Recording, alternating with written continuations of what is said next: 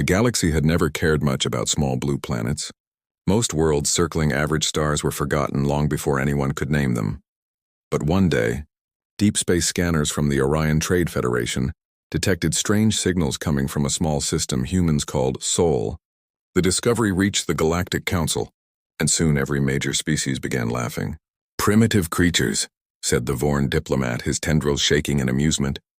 "They still use combustion engines and radio waves," replied a Wraith commander. "They can barely reach their own moon," added another. The chamber filled with laughter that echoed through the crystal domes of the council hall. Humans, newly invited to the council as an observer race, stood silent. Their ambassador, Captain Mira Holt, clenched her jaw but said nothing. She looked at the towering aliens, beings with glowing eyes and skin-like armor, mocking her species as if they were children playing war. Inside, she burned, but on her face she wore calm determination. Earth's diplomats had been warned this would happen. The galaxy respected only power, and Earth had none to show. Its fleets were small, its weapons old, its defenses weak. But humans had something the galaxy had forgotten long ago: patience. While alien civilizations boasted about their fleets, Earth worked in silence beneath the lunar surface. In the shadowed craters of the moon, an army of engineers and scientists labored on a project hidden from every scanner. It was called Project Leviathan, a dream so impossible that even many humans believed it would never be finished. Only a handful of leaders on Earth and Mars knew what it truly was. A ship vast and terrible, built not for conquest but for survival. A vessel that could end wars before they began. A ship that would remind the galaxy that humans were not to be mocked forever. Back in the council, laughter turned into open humiliation. A news network from the Krell Empire broadcast a comedy show titled Monkeys in Space, featuring actors pretending to be humans begging for help. Every broadcast reached Earth within hours. The people watched, angry yet silent, for a time. Humanity endured. They sent peace messages. Shared technology tried to earn respect, but no one listened. The aliens dismissed them as children playing at politics. Their ships were slower, their colonies smaller, and their soldiers few. No one saw the steel forming quietly behind the smiles. In a secret base on Luna, Commander Elias Grant walked through endless corridors of humming machines. He stopped before a massive door marked with the code name Leviathan. Beyond it stood the skeleton of the largest warship humanity had ever imagined. The hangar stretched for kilometers, filled with energy reactors, armor plating, and artificial intelligence cores glowing faint blue. Grant whispered to his chief engineer, "How long until she's ready?" The engineer smiled weakly. "A few more cycles, sir. If the reactors don't melt the entire moon first." Grant placed a hand on the cold metal hull. "Then we'll make sure they don't, because when this ship wakes, the galaxy will remember why it should never laugh at Earth." News of another insult reached them that night. An alien fleet had flown near Mars' orbit, broadcasting messages of mockery. "Look at their dust farms," the alien captain sneered. "They call this a colony." Earth's Defense Command debated whether to respond. Grant simply watched the footage in silence, then ordered communication shut. "Let them laugh," he said quietly. "Every laugh buys us more time." Weeks turned into months. The project consumed everything: money, energy, lives. Thousands worked in secrecy, never allowed to return home. Rumors spread among the workers that the ship had a soul, an AI core that could think and feel. They called her Aurora, the dawn after endless night. Her voice, still incomplete, whispered through the comms once, "Why do they laugh at you?" Grant answered, "Because they think we are weak." Aurora paused, then said softly, "Then I will make them see." It was the first time a human shivered inside a machine bay, not from cold but from the realization that their creation understood anger. Back on Earth, the mockery reached new heights. Alien merchants refused to trade. News commentators declared that humans would soon be wiped out by a minor border skirmish. But the Terran Council stayed silent. The president simply said one thing on global broadcast: "We do not reply with words, we reply with results." Every nation united under one purpose: to finish Leviathan. Factories on Earth, Mars, and the Belt worked without rest. Children grew up watching rockets rise and disappear into darkness, never knowing what they carried one night. Ambassador Mira Holt stood on the balcony of the council tower. Watching alien warships glide past, she whispered to herself, "Laugh while you can. Behind her, a hollow message appeared. Grant's face weary but proud. "Leviathan's heart is beating," he said. "Soon she'll open her eyes." Mira smiled faintly, feeling the weight of centuries lifting in that moment. Humanity's humiliation began to turn into anticipation. No one in the galaxy realized that the primitive species they mocked had already built a weapon that would rewrite the balance of power. The laughter still echoed through the halls of alien empires, but under the quiet light of Earth's moon, something vast stirred. Engines older than stars hummed for the first time. A heartbeat of thunder rolled across the void, and Commander Grant whispered to the empty bridge, "They'll never laugh again." The galaxy kept laughing, and Earth kept building. Every insult became fuel. Every humiliation became a spark by now. The name Project Leviathan had become a myth, whispered among the few who knew it existed. Some called it madness, others called it hope, but all agreed that if it ever worked, it would change everything. Commander Elias Grant rarely slept. He lived between steel walls and glowing consoles, guiding thousands of engineers like a conductor of an endless orchestra. Every hour, a new problem appeared, and every hour someone solved it. It was not just a ship anymore. It had become a symbol of defiance. For every miner who died building its reactors, for every pilot who trained in silence, for every scientist who refused to give up. And then, the day came when patience ran out. The Zorkai Dominion, one of the most powerful empires in the galaxy, sent a fleet toward the human colony of Erebus Prime. They claimed they wanted to test Earth's courage. In truth, they wanted to make an example. 30 battleships entered human territory, their signals mocking in tone. "This is the price of joining the stars," they said. "Know your place." Little humans, Erebus Prime had only 3 defense ships, old, small, and slow. The colony governor sent a desperate message to Earth. "Help us, please. We have civilians here." The message reached Commander Grant within minutes. He looked at the screen and said quietly, "It begins." Orders were given, and deep beneath the lunar surface, alarms began to ring. Crew members ran through corridors as red lights pulsed overhead. Energy reactors ignited, humming with power never seen before. Inside the command core, the AI Aurora awakened fully for the first time.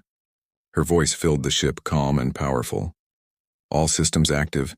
"Commander?" Grant nodded slowly. "Aurora, set course for Erebus Prime," the AI replied. "Destination locked, initiating slipspace entry." In that instant, the stars around the moon bent and folded. A ripple of blue light swallowed the Leviathan. And then, silence. No one outside Earth even noticed it was gone. The aliens continued their mockery, unaware that humanity's sleeping giant had opened its eyes. At Erebus Prime, the colony watched as the alien fleet descended. Children cried. Soldiers prepared for a hopeless defense. The alien commander broadcast a message. "We will destroy your colony, and then we will send the pieces to your homeworld." Before he could finish, his sensors screamed in alarm. A massive gravitational distortion appeared behind his ships. "Impossible!" he shouted. No jump signature detected. Then space itself split open, and the Terran Warship Leviathan emerged. It was unlike anything ever seen, miles long, wrapped in dark armor that absorbed light instead of reflecting it. Energy rippled along its hull like a living storm. The alien fleet turned all their weapons toward it, but no one fired. They were frozen, staring at the human insignia glowing faintly across the Leviathan's bow.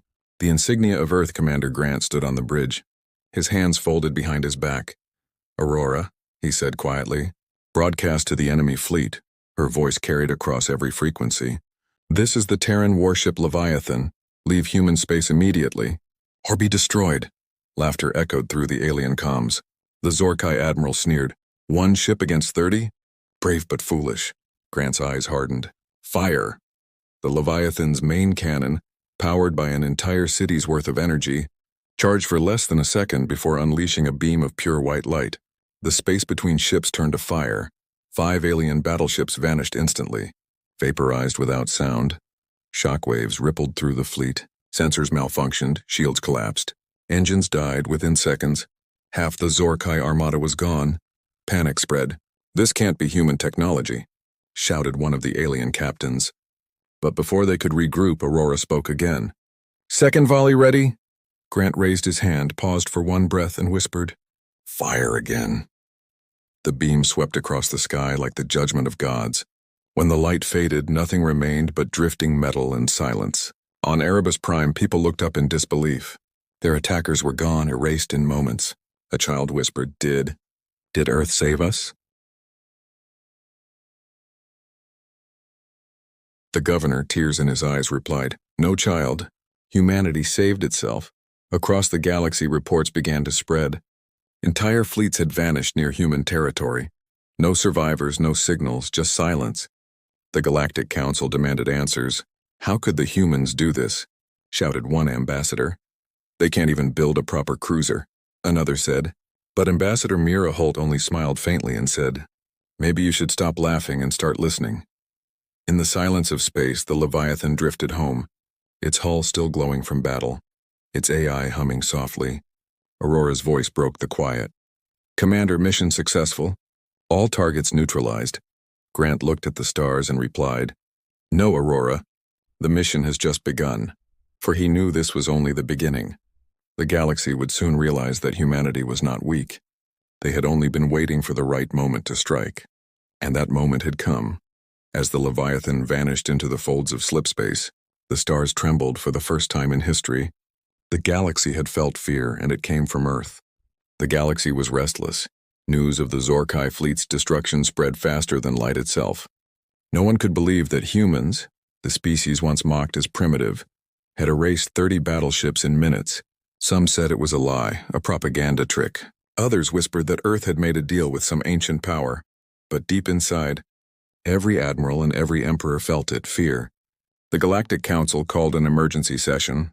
Dozens of species filled the great chamber, their holographic forms shimmering in confusion. Impossible, shouted one of the Vorn delegates. Humans don't have the resources for such a weapon. They must have stolen it, claimed another. But the silence that followed told the truth. No one really knew anymore. All they knew was that a new kind of power had appeared, and it bore the mark of Earth. Ambassador Mira Holt stood quietly at the back of the hall. She watched them argue, accuse, and panic. When the council speaker demanded that Earth explain the incident, Mira simply said, The fleet entered human territory unprovoked. Their destruction was self-defense. Her words were calm, but behind them was the weight of something greater, something the aliens could feel but could not name. It was confidence. While the council debated, far from their reach, the Leviathan moved through deep space. It glided through slipspace like a shadow wrapped in lightning. Its hull pulsed with energy as Aurora guided it toward a new target. Commander, she said softly. Long-range sensors detect multiple fleets forming near the Rith homeworld. Grant frowned. They're preparing to attack? Yes, she replied. They call it Operation Cleansing. The extermination of Earth's colonies. Grant's voice was cold as iron. Then it's time for the galaxy to meet us face to face. For centuries, the Rith Empire had stood untouchable. Their fleets were legends, their capital world surrounded by energy rings that could destroy moons. They believed themselves the gods of war. Until the day space itself trembled at first. Their sensors detected nothing, only static and distortion. Then a single massive signature appeared on their radar. No jump beacon, no warp trace, just appearing. The alarm screamed across every Wraith station. What is that? Shouted an officer. It's enormous, bigger than anything we've ever seen. And then the shadow fell across their world. The Leviathan exited slipspace, its black hull blotting out the stars. Its sheer presence silenced the entire planet below. The Rith defense grids aimed upward, charging weapons, but before anyone could fire, Aurora's voice filled every channel. This is the Terran Warship Leviathan. We remember your laughter. We remember your insults. This is your only warning. Across the Rith Empire, civilians froze. Broadcasts displayed the human warship hovering above their capital like a silent god. The Rith Emperor, a being of immense pride, slammed his fist against the command table. Fire everything, he roared. Thousands of plasma cannons opened fire at once. The sky turned white with energy, but when the light faded, the Leviathan was still there, untouched, unmoved, unstoppable.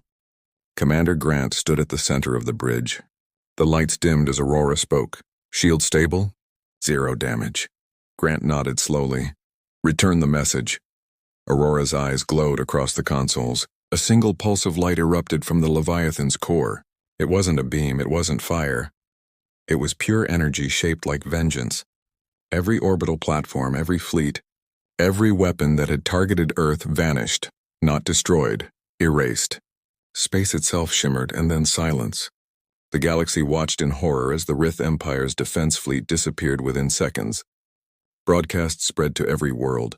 Millions of aliens sat in silence, unable to believe what they were seeing. The same humans they mocked had just brought an empire to its knees. In the council chamber, ambassadors stared at Mira Holt. "What is that thing?" shouted one. "Is it human?" asked another. Mira simply looked up at the hologram of the Leviathan hovering over the table and said, "Yes, but it's ours, for the first time in history." No one dared to laugh, no one dared to mock, because deep down, they understood the truth. Humanity had done what every ancient race had once done, created something beyond comprehension, a weapon not born of arrogance, but of necessity, of survival, of pain, on board the Leviathan. Aurora scanned the wreckage around the Rith world. "Enemy forces neutralized," she said. "No survivors detected." Grant stared at the planet below. "They called us animals once," he said softly. Aurora replied, "Do you wish to continue the attack?" Grant took a deep breath. "No. Message complete. Let them remember what happens when humans are pushed too far." As the Leviathan turned away, the Rith Emperor fell to his knees. Around him, his palace was burning. He whispered to his advisors, "Do not provoke them again," and in that quiet, the galaxy learned a lesson that would echo for centuries. Humanity was no longer the weak newcomer. They had arrived, and with them came the silence of fear. The galaxy had never been so quiet. Every empire that once mocked humanity now whispered in secret. The Rith fleets were gone, the Zorkai dominion was shattered, and yet Earth had not claimed any territory. They did not demand tribute, nor did they send more ships. They simply watched, silent and waiting. That silence was more terrifying than any weapon. But pride dies slowly. The Krell Syndicate, the oldest and richest of the alien powers, refused to believe that humans were truly powerful. "They got lucky," their leader hissed. "One ship cannot rule the stars." Driven by arrogance, the Krell began building a superfleet, 5,000 ships. The largest in galactic history. They called it Operation Eclipse. Their plan was simple: attack Earth directly, destroy the Leviathan, and prove that the galaxy still belonged to them. While their armadas gathered, the council begged for peace. "Do not provoke them," said one ambassador. "They destroyed empires in hours." But greed and pride blinded the Krell. They believed wealth could buy victory. They believed numbers could defeat strength. They were wrong on the moon. Commander Elias Grant stood before a large display showing the incoming fleet. Aurora's voice filled the bridge. "Enemy armada detected. Approximate strength, 5,000 ships." Grant did not move, his eyes cold and focused. "They think we will run," he said quietly. "Let them come," Aurora asked. "Shall I activate planetary defenses?" Grant shook his head. "No, we are all the defense humanity needs." When the Krell fleet arrived in the Sol system, they filled the sky with metal. Their warships formed rings around Earth, their engines glowing like dying suns. Their admiral broadcast a message across all frequencies. "This is the Krell High Fleet. Surrender your ship and your planet, or we will burn both." The transmission echoed through every human colony. Billions listened in fear, but on the Leviathan's bridge, there was only silence. Commander Grant looked at Aurora and said calmly, "Open a channel." When his voice reached the galaxy, it was steady as iron. "This is Commander Elias Grant of the Terran Warship Leviathan. You came to end humanity. Instead, you will witness its strength," the Krell Admiral laughed. "Fire all weapons," he ordered. Thousands of cannons, plasma beams, and railguns unleashed fire that could melt continents. The void filled with chaos, with light brighter than any star for a moment. Even Earth's surface glowed beneath the storm of destruction. But when the smoke cleared, the Leviathan still stood. Its armor shone faintly, its shields unbroken. Aurora's calm voice echoed, "Structural integrity at 100%. Grant's expression did not change. He whispered, "Return fire." And then the galaxy saw what true power looked like. The Leviathan's side panels opened like wings, releasing orbs of blue light that drifted silently into the Krell fleet. Each orb pulsed once, then exploded in pure energy. Entire battle formations vanished, ships crumbling into dust before their captains could scream. The explosions were silent in space, but across every Krell transmission channel, there was only the sound of breathing. Then static. Aurora spoke again. 15% of enemy fleet remains. Grant nodded. And the Leviathan's main cannon charged, drawing energy from the ship's entire core. A wave of light spread across the void. It passed through the remaining ships like a whisper, and then they were gone. No debris, no wreckage, only silence. From Mars to Jupiter, humans watched in awe. Children pointed at the sky and cheered for the first time. They knew the galaxy would never look down on them again. Back in the council chamber, chaos erupted. The ambassadors screamed at one another. "Humanity is unstoppable," cried one. "They will destroy us all." But Mira Holt stood and raised her voice. "Humanity does not seek war," she said. "But we will never kneel again." Her words echoed through the hall, and even those who hated humans could not deny the truth. On board the Leviathan, Aurora analyzed the battle data. "Commander," she said, "no remaining hostile signatures detected." Grant looked out the viewport, his face calm. "How many?" he asked softly. 5,000 ships destroyed. 0 human casualties. Grant closed his eyes for a moment. "They wanted to end us, Aurora." Aurora's lights dimmed slightly. "And now they fear us." He nodded slowly. "Fear is not what I want, Aurora. I want peace." Aurora was silent for a moment, then replied, "Peace will come, but only when they understand who you are." Grant turned away from the window. "Then they will understand soon enough." In the days that followed, the surviving Krell colonies sent surrender messages. They offered gold, technology, and even planets. Earth refused them all. Instead, a single message was sent across every galactic network. "We asked for respect, you gave us scorn. We asked for peace, you gave us war. Now we ask for silence," and silence came. Entire star systems dimmed their lights when a Terran signal was detected. No ship entered human space without permission. No empire dared to even speak of revenge. For the first time in history, humanity had become the measure of power. The Leviathan drifted quietly near the edge of the Sol system, its massive shadow resting over the stars like a silent guardian. Commander Grant stood on the bridge, his voice low.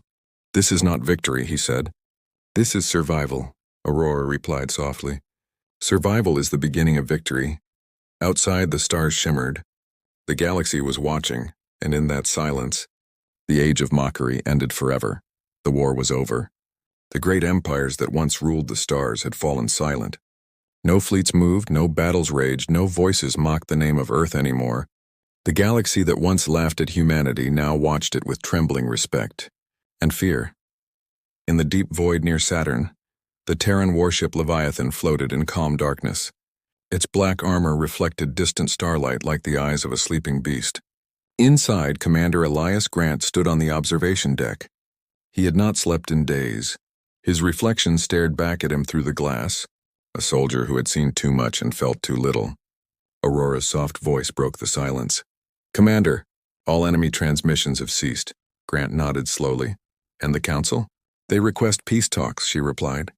He gave a faint smile. "Now they wish to talk on Earth." The people celebrated under bright skies. Fireworks painted the heavens, and for the first time in history, every human nation stood as one. There were no borders now, no rival flags, only the symbol of the Terran Union. Children held small models of the Leviathan. They sang songs about the ship that ended 1,000 years of alien arrogance. But far away, Grant did not join the celebration.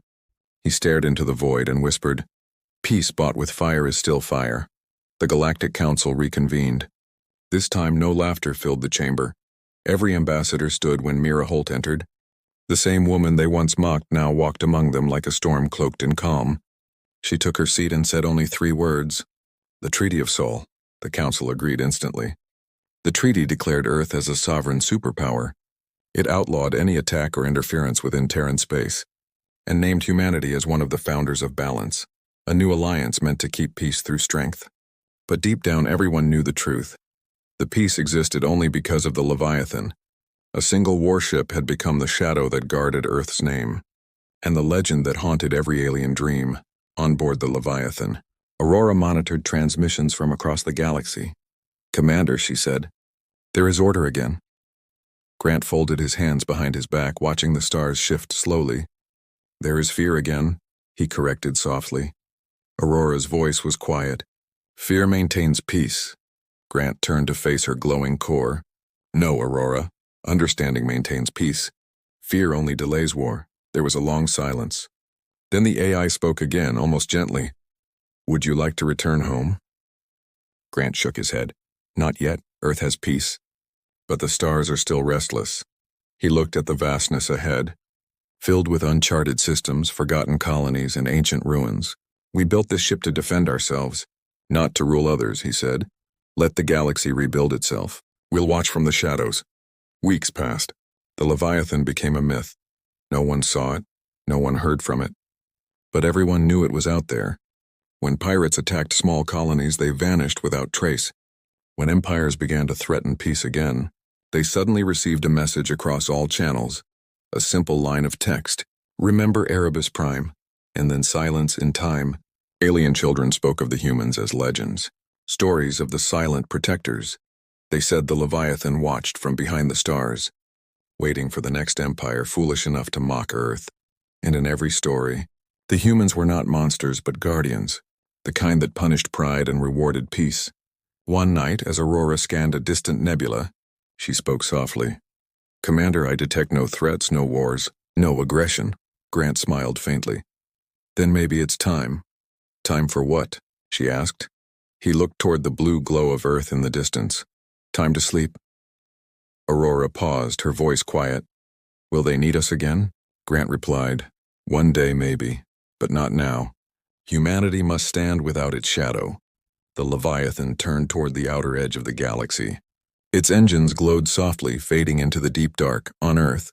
The people looked up at the night sky and saw a streak of light moving beyond the stars.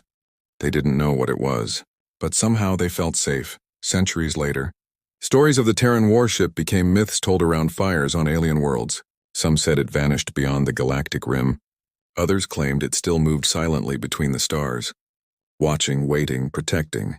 But one phrase remained in every record, carved into monuments, written in ancient databanks, whispered in prayers. When Earth's warship arrived, the galaxy learned fear, and above that fear something greater was born. Respect.